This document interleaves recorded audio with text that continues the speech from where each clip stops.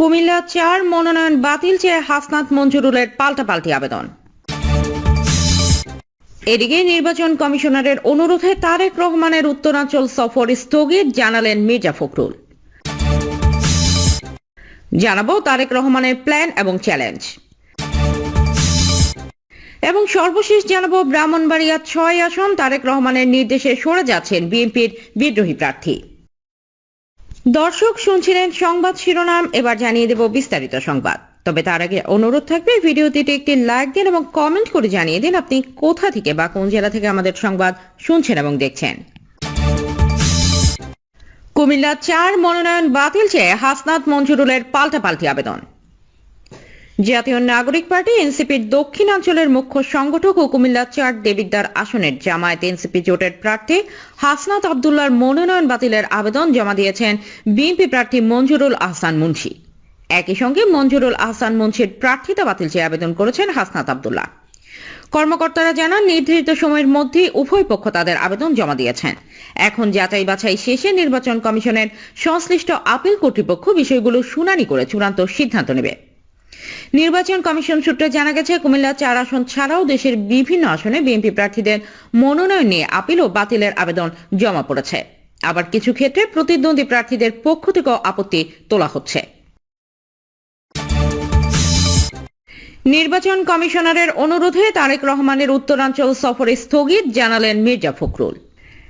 নির্বাচন কমিশনারের অনুরোধে বিএনপির চেয়ারপারসন তারেক রহমানের উত্তরাঞ্চল সফর স্থগিত করা হয়েছে বলে জানিয়েছেন দলটির মহাসচিব মির্জা ফখরুল ইসলাম আলমগীর।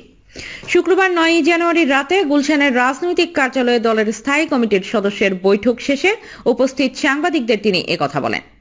তিনি আরো বলেন, নির্বাচন কমিশনারের অনুরোধে বাংলাদেশ জাতীয়তাবাদী দলের চেয়ারম্যান তারেক রহমান আগামী ১১ জানুয়ারি ২০২৬ থেকে জাতীয় নেতা মাওলানা আব্দুল হামিদ খান ভাসানী ও ২০২৪ গণঅভ্যুত্থানে শহীদ আবু সাইদ সহ অন্যান্য শহীদদের প্রতি শ্রদ্ধা জানানোর জন্য তাদের কবর জিয়ারত ও কিছু পারিবারিক দায়িত্ব পালনের জন্য দেশের উত্তরাঞ্চলের কয়টি অঞ্চলে সফর করার জন্য সিদ্ধান্ত নিয়েছিলেন। এই ব্যাপারে নির্বাচন কমিশনারের অনুরোধে বিএনপির চেয়ারম্যানের সফর স্থগিত করা হয়েছে। তারেক রহমানের প্ল্যান এবং চ্যালেঞ্জ। সবচেয়ে বড় দল বিএনপির ভারপ্রাপ্ত চেয়ারম্যান তারেক রহমানের দেশে ফেরার ৫ দিন পর দেশের অভিভাবক বিএনপির চেয়ারপারসন বেগম খালেদা জিয়া হাসপাতালে চিকিৎসাধীন থাকা অবস্থায় ইন্তেকাল করেন। সন্তান হিসেবে তারেক রহমান তার মায়ের মৃত্যুর সময় পাশেই ছিলেন। মায়ের মৃত্যুর খবরটি তিনি দলের একজন শীর্ষ নেতার মাধ্যমে দেশবাসীকে জানান। আমরা দেখেছি, ছেলের স্বদেশ প্রত্যাবর্তন যেমন জনগণের বিপুল সম্বর্ধনা ও সম্মানের মধ্য দিয়ে রাজকীয়ভাবে হয়েছিল, তেমনি বেগম খালেদা জিয়ার বিদায় দলমত নির্বিশেষে অতি সাধারণ মানুষের হৃদয়ে নিংড়ানো ভালোবাসার মধ্য দিয়ে হয়েছে। স্বদেশের সন্তানের আগমনকে যেন মা স্বাগত জানিয়ে বলে গেছেন, তোমার হলো শুরু, আমার হলো সারা। আমি আমার দায়িত্ব শেষ করেছি, এখন তোমার দায়িত্ব পালন শুরু। বেগম খালেদা জিয়ার ব্যক্তিগত এবং রাজনৈতিক জীবনের দুঃখ, কষ্ট ও সংগ্রামের কথা এদেশের প্রতিটি মানুষ জানে।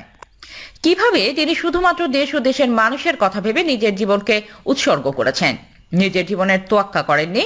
দেশ ও জনগণের জন্য নিজের জীবন বিপন্ন করে এমন ত্যাগ শিকারের নজির বিশ্বে বিরল। একটি পরিবার কিভাবে দেশের স্বাধীনতা, সার্বভৌমত্ব রক্ষা এবং জনগণের কল্যাণের জন্য এত নিবেদিত হতে পারে, তা জিয়া পরিবারের দিকে না তাকালে বোঝা যাবে না। জিয়া পরিবারের অভিভাবক এখন একজনই রয়েছেন, তিনি হচ্ছেন তারেক রহমান। মায়ের মৃত্যুর মধ্য দিয়ে তিনি পুরোপুরি এতিম হয়ে গিয়েছেন। তবে মায়ের মৃত্যুর পর তিনি জনগণকে তার পরিবার হিসেবে উল্লেখ করেছেন। এই পরিবার রক্ষা ও ভালো রাখার গুরুদায়িত্ব এখন তার। ক্ষমতায় গেলেও তাকে এই দায়িত্ব পালন করতে হবে, না গেলেও দায়িত্ব পালন করতে হবে, তার মা বেগম খালেদা জিয়ার মতো। দেশে ফিরে তারেক রহমান জাতির উদ্দেশ্যে কি বলেন, এ নিয়ে জনগণের মধ্যে কৌতূহল ছিল। আগেভাগে কারো কোনো ধারণা ছিল না, এমনকি বিএনপির পক্ষ থেকেও তখন কোনো কিছু বলা হয়নি। এটা একান্তই তারেক রহমানের জানার মধ্যে ছিল। তিনি যখন হযরত শাহজালাল আন্তর্জাতিক বিমানবন্দর থেকে জনস্রোত ঠেলে ৩০০ ফিটের ৩৬ জুলাই এক্সপ্রেসওয়ের পূর্ব নির্ধারিত সম্বর্ধনা স্থলে পৌঁছেন, তখন শীতের পড়ন্ত বিকেল। দীর্ঘ ভ্রমণ শেষে লক্ষ্য জনতার সামনে বক্তব্য দেওয়া সহজ কোনো বিষয় ছিল না, অথচ তাকে বক্তব্য দিতে হবে। যখন বক্তব্য দিতে দাঁড়ান, তখন তাকে সজীব ও সপ্রতিভ দেখা যায়। 17 বছর পর দেশের মাটিতে দেশের মানুষের সামনে দাঁড়ানোর আবেগ ছিল। তবে সংযত অথচ দেশের ভবিষ্যৎ বিনির্মাণের পরিকল্পনা কোনো দ্বিধা ছাড়াই 16 মিনিটে তুলে ধরেন। এই বক্তব্যের মধ্যে একটি বাক্যই ছিল দেশের মানুষের জন্য অত্যন্ত গুরুত্বপূর্ণ। বাক্যটি হচ্ছে, I have a plan for the country for the people.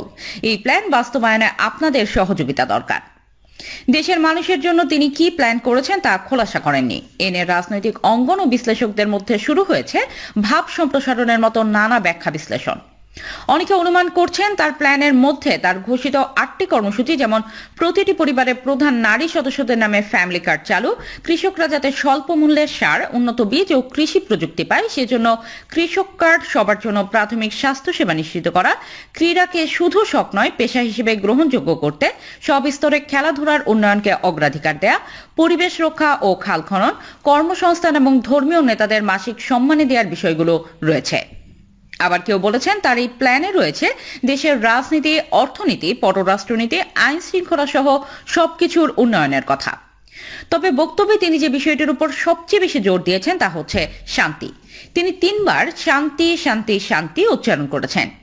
গণঅভ্যুত্থানে Sheikh হাসিনার পতনের পর হাসপাতালে থেকেই এক ভিডিও বার্তায় বেগম খালেদা জিয়া এই শান্তি ও শৃঙ্খলা বজায় রাখার জন্য জনগণকে আহ্বান জানিয়েছিলেন। বেগম খালেদা জিয়ার সেই শান্তির কথাই দেশে ফিরে তারেক রহমান উচ্চারণ করেছেন। তার অপ্রকাশিত পরিকল্পনার কথা বলেছেন। শান্তি নামক ছোট্ট শব্দটির মধ্যে মূলত তার প্ল্যানের মূল পরিকল্পনা লুকিয়ে আছে। আমরা জানি শান্তির ধারণ ক্ষমতা অসীম। এই শান্তির মধ্যে মানুষের মৌলিক ও যৌগিক সব চাহিদা লুকিয়ে রয়েছে। সকলেই পরিবার, সমাজ ও রাষ্ট্রে শান্তি চায়, শান্তিতে নিশ্চিন্তে জীবনযাপন করতে চায়। শান্তি স্থাপন করতে হলে মানুষের নিরাপত্তা ও পারস্পরিক সহাবস্থান নিশ্চিত করতে হয়। মানুষের সচ্ছল জীবন, কর্মসংস্থান, ব্যবসা বাণিজ্য, আমদানি রপ্তানি বৃদ্ধি, বেকারত্ব নিরসন, রাজনৈতিক স্থিতিশীলতা, গঠনমূলক মত ও বাক স্বাধীনতা নিশ্চিত করা, গণতন্ত্রের প্রাতিষ্ঠানিক রূপ, দুর্নীতি ও অপরাধ নিয়ন্ত্রণ, পারস্পরিক মর্যাদার ভিত্তিতে পররাষ্ট্রনীতি, দেশের স্বাধীনতার সার্বভৌমত্ব রক্ষার পদক্ষেপ নিতে হয়। এগুলো নিশ্চিত করতে পারলে দেশে শান্তি স্থাপিত হবে। এ এক মহাপরিকল্পনার বিষয়। এই পরিকল্পনা বাস্তবায়ন কোনো একক দল বা নেতার পক্ষে সম্ভব নয়। তিনি বিভেদ, হানাহানি, মারামারি, কাটাকাটির রাজনীতির অবসান ঘটাতে চান। আমরা এই পারস্পরিক বিভেদ করতে করতেই স্বাধীনতার 55 বছর পার করে দিয়েছি। এখন আর এই পুরনো ধ্যান ধারণার রাজনীতি নতুন প্রজন্ম গ্রহণ করছে না। তারেক রহমান দেশের মানুষের এই পালস উপলব্ধি করে নতুন ধারার রাজনীতির কথা বলেছেন। এখন আর মেঠো বক্তৃতার মাধ্যমে কথার কথা বলার রাজনীতি চলবে না, তা তিনি ভালোভাবে বুঝতে পারছেন।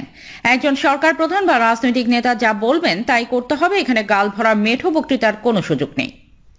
তারেক রহমান যখন জাতীয় পরিচয়পত্র করতে নির্বাচন কমিশন অফিসে যান তখন তার আচরণে ছিল বিনয় ও নম্রতা। প্রত্যেকের সাথে তিনি সালাম ও কুশলাদি বিনিময় করেন। জাতীয় স্মৃতিসৌধে শ্রদ্ধা জানাতে গিয়ে পরিদর্শন খাতায় যখন নিজের পরিচয় লিখেন রাজনৈতিক কর্মী, তখন বুঝতে বাকি থাকে না তিনি নিজেকে অতি সাধারণ নেতাকর্মী ও মানুষের কাতারে ভাবেন। দেশের বৃহত্তম দলের নেতৃত্বে থাকলেও ডাউন টু আর্থ মানসিকতা ধারণ করেন। তার পা মাটিতে রয়েছে। তার বাবা জিয়াউর রহমানও নিজেকে ডাউন টু আর্থে নিয়ে গ্রামগঞ্জের অতি সাধারণ মানুষের কাছে ছুটে গেছেন। সেই বাবার সন্তান তারেক রহমানের ভিতরে জিনগতভাবে এই বৈশিষ্ট্য থাকা স্বাভাবিক।